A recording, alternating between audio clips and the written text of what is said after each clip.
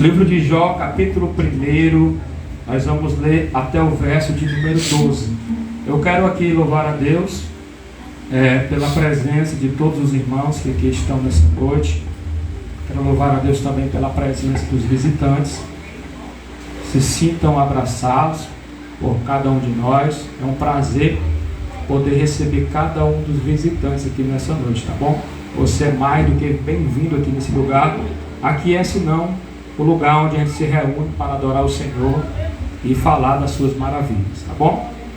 Quem achou o livro de Jó? Amém? Todos acharam? Pronto, pois vamos fazer aqui a leitura. Nós vamos ler até o verso de número 12.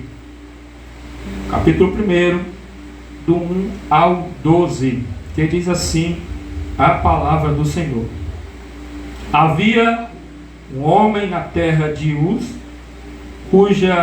cujo nome era Jó, homem íntegro e reto e temente a Deus, e que se desviava do mal.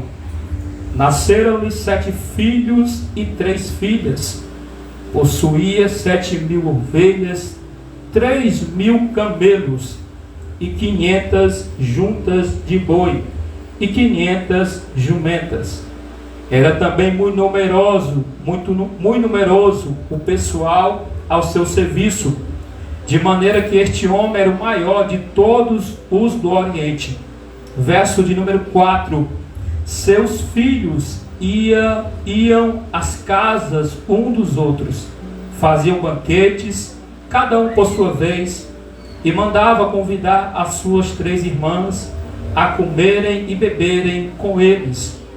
Decorrido o turno de dias de seus banquetes, chamava Jó a seus filhos e os sacrificava, levantava-se de madrugada e oferecia holocaustos, segundo o número de todos eles. Pois dizia: talvez tenham pecado os seus filhos e blasfemado contra Deus em seu coração. Assim o fazia Jó continuamente. Verso de número 6. No dia em que os filhos de Deus vieram apresentar-se perante o Senhor, veio também Satanás entre eles. Então perguntou o Senhor a Satanás: de onde vens? Satanás respondeu ao Senhor e disse: de rodear a terra e passear por ela. Perguntou ainda o Senhor a Satanás: observaste o meu servo Jó, porque ninguém há na terra semelhante a ele, homem íntegro e reto e temente a Deus e que se desvia do mal. Então respondeu Satanás ao Senhor: porventura Jó debalde teme a Deus? Aí o verso 10 diz assim: acaso não o cercastes? Acaso não o cercastes? Concebe a ele a sua casa e tudo quanto tem, a obra de suas mãos, abençoastes os seus bens e se multiplicaram na terra. Versículo 11 e 12 diz assim: estende, porém, a mão e toca tudo quanto tem, e verás se não blasfema contra ti na tua face. O 12. Disse o Senhor a Satanás: eis que tudo quanto ele tem está em teu poder. Somente contra ele não estendas a mão. E Satanás saiu da presença do Senhor. Amém? Amados, nós estamos aqui perante um texto que eu acredito que todo mundo já conhece, né? Todos nós já escutamos alguma pregação, algum louvor relacionado à história de Jó. E a história de Jó, para quem não sabe, ela é dividida em 3 partes. A história de Jó é dividida em 3 partes. Quantas partes? 3 partes.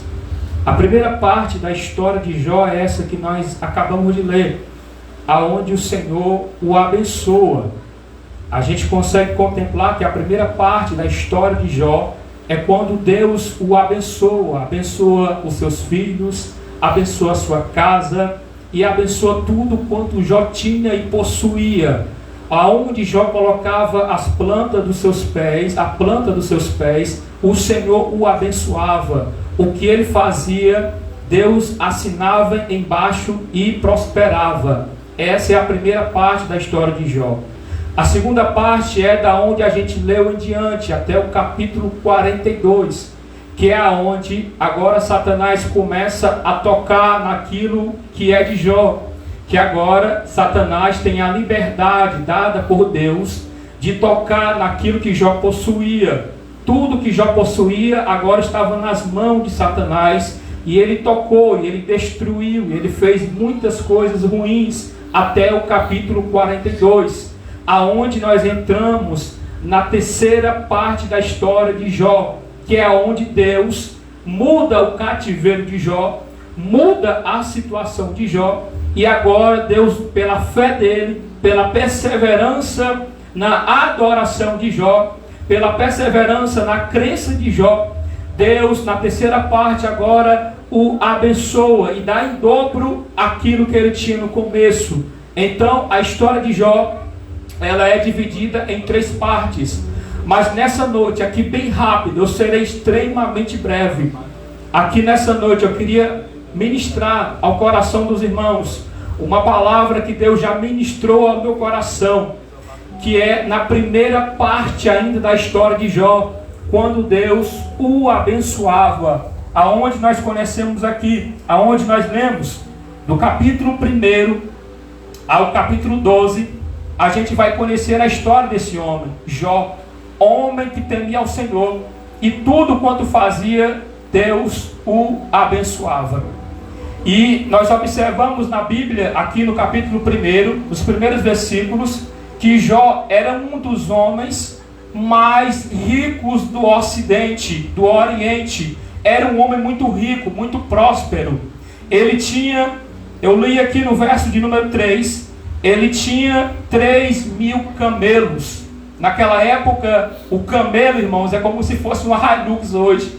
O camelo era como se fosse uma Hilux hoje. E o cara não tinha uma só Hilux. O cara não tinha só um camelo. Ele tinha 3.000 camelos.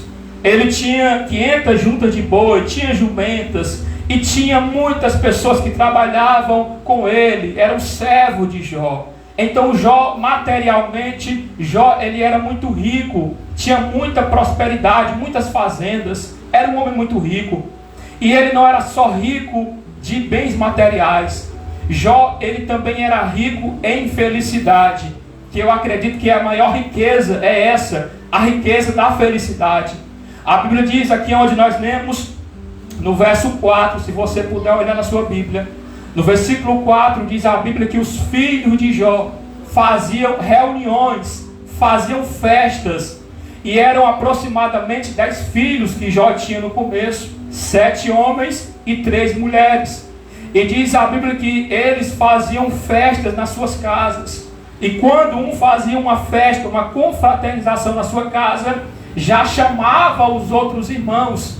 Então a gente observa que Jó, ele tinha uma família feliz, ele tinha uma família unida, ele tinha uma família próspera em felicidade.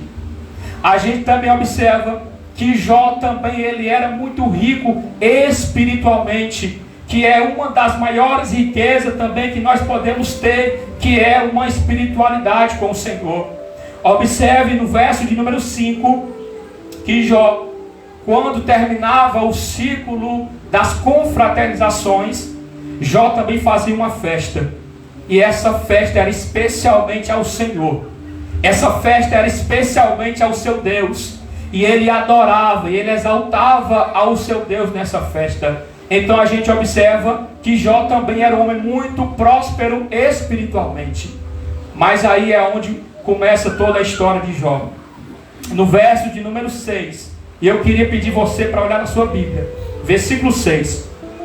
No dia em que os filhos de Deus vieram apresentar-se perante o Senhor, veio também Satanás entre eles. E eu fui olhar, eu fui pesquisar um pouco quem eram esses filhos que se apresentaram ou que se apresentavam ao Senhor. Esses filhos eram anjos, anjos que que naquela época se apresentavam ao Senhor. Havia uma data, havia um dia específico, e eles chegavam e se apresentavam a Deus para adorar o Senhor. Aí teve um certo dia que os anjos foram se apresentar ao Senhor, e olha só quem estava no meio. Olha só quem estava no meio do culto. Satanás. Satanás veio entre eles e estava perante o Senhor. Deixa eu começar, irmãos, a aplicar essa mensagem nessa noite para nossas vidas. Tem cultos que nós participamos e tem gente que não entende isso, tem irmãos que não entendem isso e não se escandalizam no que eu vou falar. Tem culto que nós participamos em que o inimigo ele vem para o nosso meio, em que o inimigo ele entra nessas portas e ele começa a cirandar no nosso meio. Há cultos, observe quando Jesus ele dá a última ceia, lá estava Judas Iscariote, e a Bíblia diz que o Senhor chega para ele e diz: olha, há um entre nós que é quem? O diabo. Estava perante o Senhor, estava perante o culto. Só que Deus me deu um entendimento tremendo, irmão, nisso aqui. Porque o diabo, ele até vem para o culto, ele até participa de algumas coisas, me entenda. Só que o que ele não pode é ficar no culto, irmãos. O que o inimigo não pode é ficar no culto, um culto que tem presença de Deus, um culto que tem unção de Deus, um culto que tem a graça de Deus. Ele tem que bater em retirada, ele tem que sair do meio do povo de Deus. Aleluia! Aleluia! Glória! Tem uma comparação de um certo pregador que eu estava vendo esses dias, eu até achei graça. E ele fez uma comparação. Claro, foi só uma comparação, algo semelhante ao que é real. Ele contou que uma certa vez teve dois demônios que se encontraram na rua. Esses dois demônios se encontraram na rua, e havia um demônio entre esses dois que estava bem arrumado, estava com o cabelo arrumado, estava com uma roupa bonita, estava com um sapato bonito. E o outro demônio que encontrou com esse outro demônio estava todo queimado. Ele estava com o cabelo assanhado, ele estava com os seus olhos furados, ele estava todo queimado. Aí esse que estava queimado perguntou para aquele que estava bem. Perguntou: e aí, de onde é que tu vem, rapaz? Aí ele disse: rapaz, eu venho do culto ali.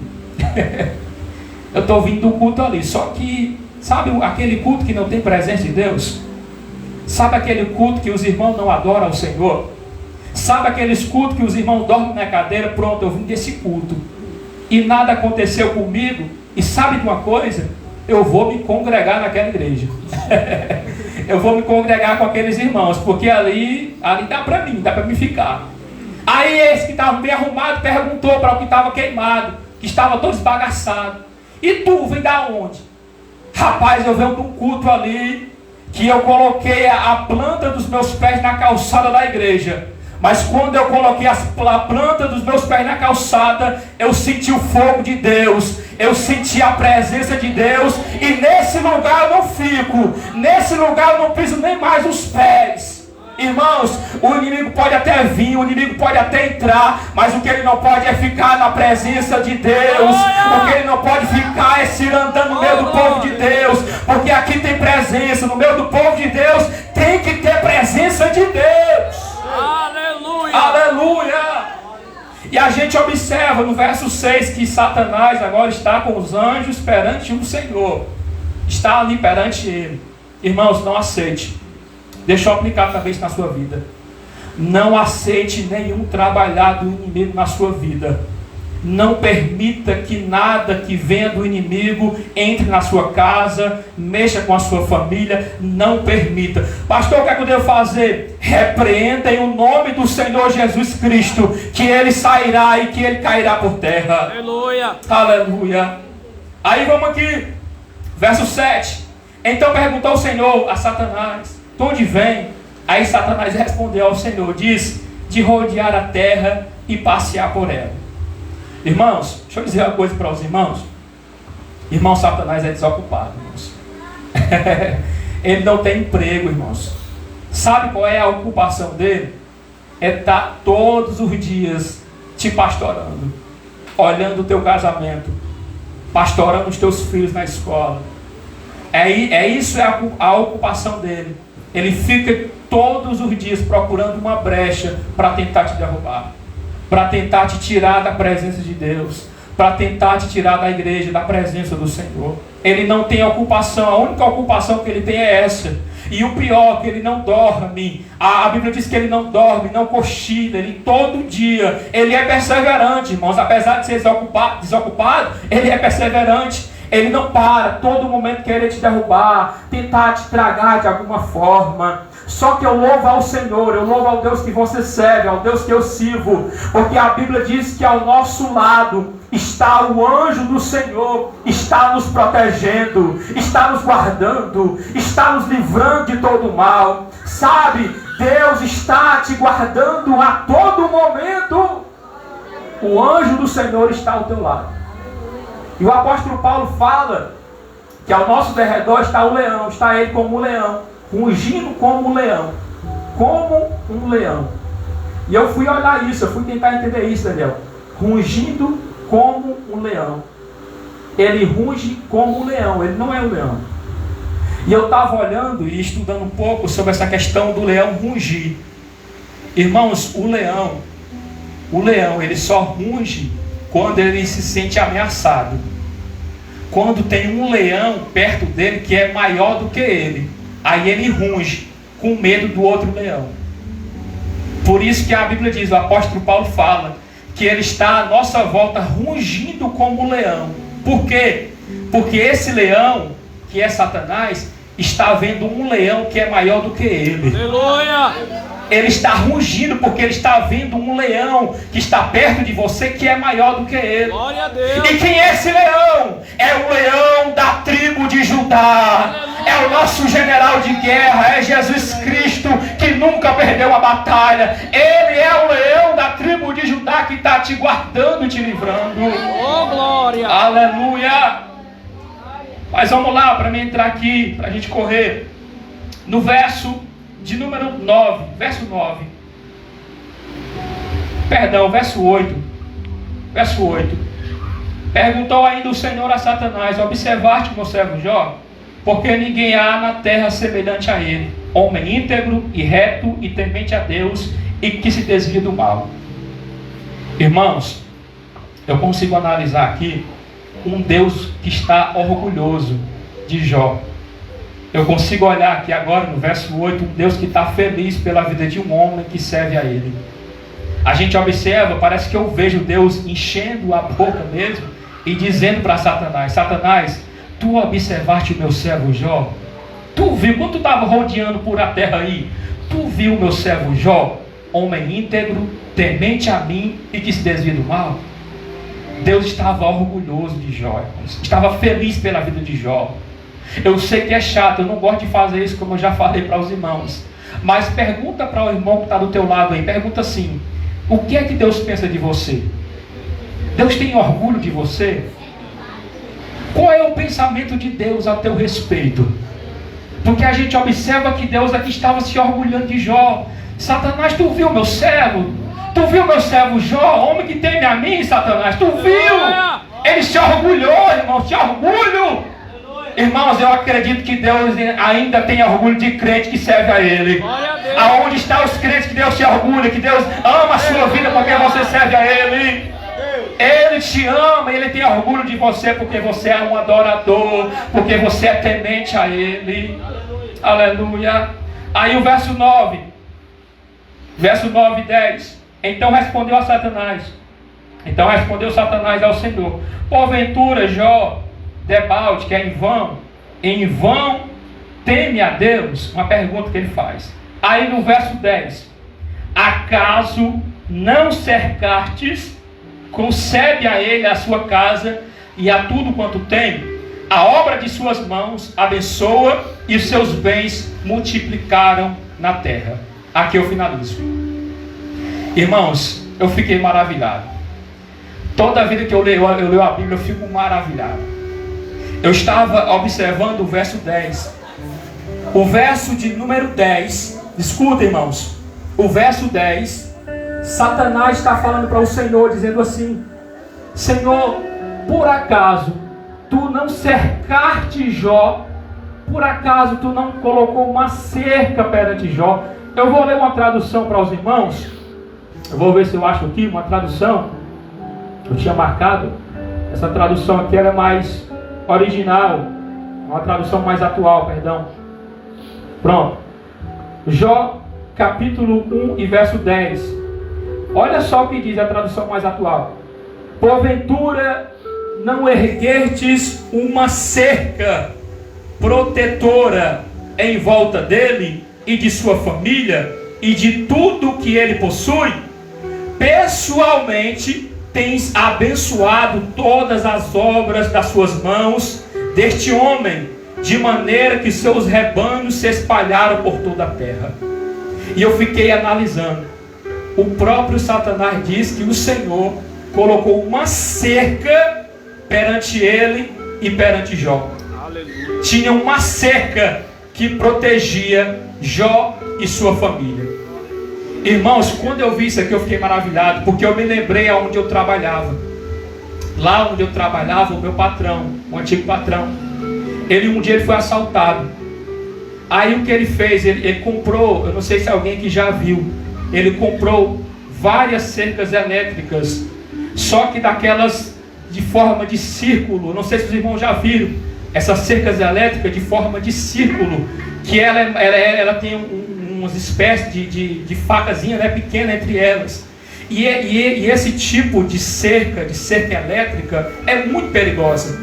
E eu me lembro que nesse dia, no dia que o rapaz foi colocar essa cerca elétrica em forma de círculo, e o rapaz mesmo que estava colocando a cerca, ele se rasgou.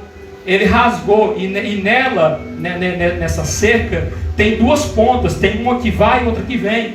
E assim que pega, na hora que penetra, irmãos, na hora que penetrou foi sangue para todo lado. Na hora que pegou na mão dele, foi sangue para todo lado. Ele mesmo, que tinha costume de botar cerca elétrica, ficou com medo de colocar cerca elétrica.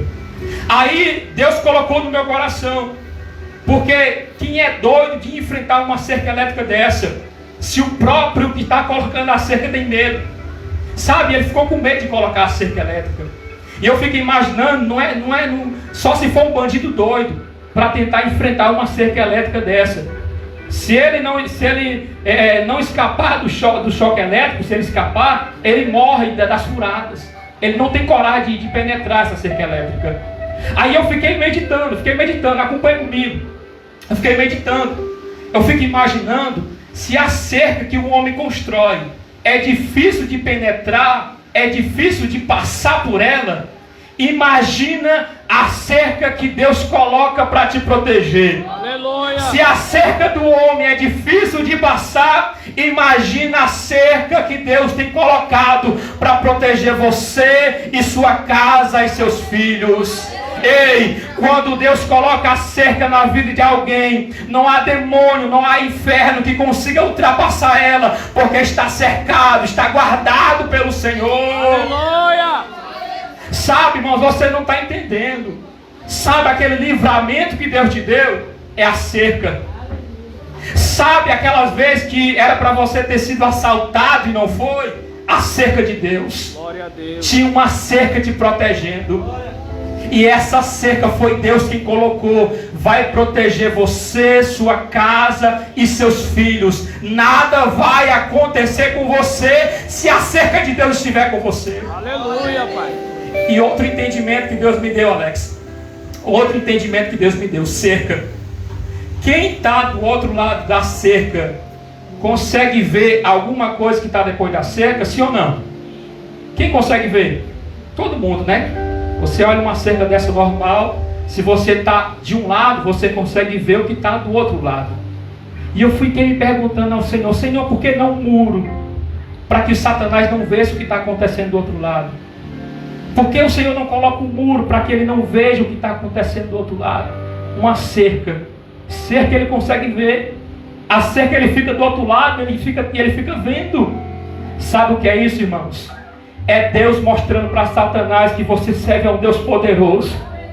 É Deus mostrando para o teu inimigo, para o inimigo da igreja, que você seja um Deus poderoso. Aleluia. Ele está dizendo aqui: ninguém toca, tem a cerca. Ninguém toca no filho, ninguém toca na filha, ninguém toca no esposo, ninguém toca na esposa, porque tem a cerca de Deus e Ele não vai passar nessa cerca. Quem crê, quem acredita? Há uma cerca de Deus e Ele está te protegendo. Glória a Deus. Aleluia. Versículo 10. Aleluia. Porventura, olha só o que Deus fala, irmãos. Porventura, olha só o que Ele fala, aliás. Porventura, não erguestes uma cerca protetora em volta dele e da sua família, e tudo o que ele possui, tu pessoalmente tens abençoado todas as obras de suas mãos deste homem, de maneira que seus rebanhos estão espalhados em toda a terra. Irmão, deixa eu dizer uma coisa para você. Tem hora, tem momentos, e aqui eu finalizo. Tem momentos que Deus manda um anjo para te entregar uma bênção. Isso é bíblico. Tem hora que Deus vai fazer alguma forma, Deus vai usar alguém para te entregar alguma bênção. Tem hora que Deus vai usar uma criança para te abençoar. Tem hora que Deus vai usar um músico para te abençoar. Tem hora que Deus vai usar um pregador para te abençoar. Tem hora que Deus vai usar a tua esposa para te abençoar, o teu esposo para te abençoar. Só que vai ter hora, vai ter momento. Ei, pega se você acredita. Se não acredita, não tem problema. Mas se você crê, vai ter momento que o próprio Deus vai descer do céu para te abençoar. Aleluia. Para abençoar a tua casa, para abençoar os teus filhos, para abençoar a tua história. Vai ter hora que o próprio Deus vai dizer: não, pera ainda, eu vou descer lá, eu vou até lá e vou abençoar o meu filho, vou abençoar a minha filha. Eu pessoalmente vou descer lá e vou abençoar ele, vou abençoar ela. Aleluia. Quem crê, irmãos? Quem crê nessa noite? Creio, meu Deus. Aleluia. Fica de pé. Aleluia. Meu Deus. Que bênção, irmãos. Há uma cerca de Deus, uma cerca protetora, que está te cobrindo, que está te abençoando, que está te protegendo. Aleluia. Meu Deus. Algo profundo que eu entendo aqui na Bíblia é que, se você for ver a história de Jó, se você for analisar, quando Satanás chega para Deus e fala: olha Deus, olha Senhor, Satanás, ele não blasfema contra ti, porque tudo que ele tem o Senhor abençoa, por isso que ele não blasfema. Mas só basta tu tirar o que ele tem, que ele vai blasfemar.